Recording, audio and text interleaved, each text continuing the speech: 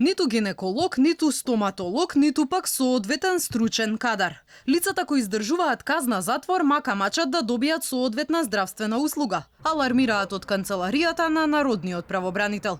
Велат корупцијата во казнено-поправните установи цвета, а доказ за тоа добиле лично од притворените и осудени лица. Имајќи ги предвид изјавите од осудените лица дека за одредена сума пари може да се набави телефон, дрога, поволности, подобар кревет, отсуство или сместување во соба со подобри услови и слично, констатацијата е дека во затворите корупцијата функционира како систем во кој се инволвирани голем број лица, вклучително затвореници, службени лица.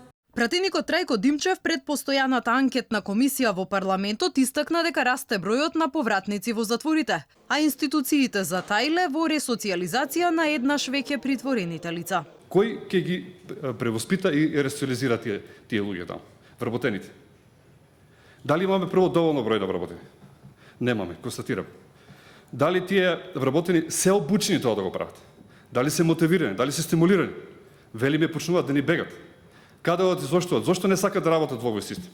На денешната јавна расправа за човековите права во казнено-поправните установи, анкетната комисија изнесе низа забелешки од спроведеното истражување на терен. Велат нема финансии, недостигаат вработени, а храната која добивале затворениците не ги задоволувала стандардите.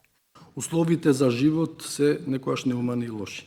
Четврто, неопходно е подобрување на ресоциализацијата и реабилитацијата на осудените лица. 5. Евидентен е недостаток на здравствени услуги и немање доктори, медицински сестри, стоматолози, гинеколози, псијатри и друг медицински кадар. Здравствена заштита е недоволна. Надлежните се правдаат, наследиле големи долгови.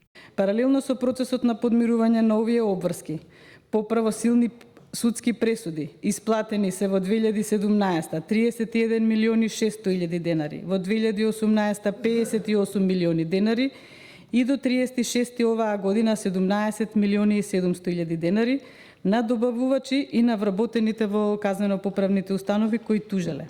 Постојаната анкетна комисија во период од една година посетила 2 затвори, оној во Идризово и затворот во Штип, како и казнено-поправната установа во Охрид во која се сместени и малолетни престапници.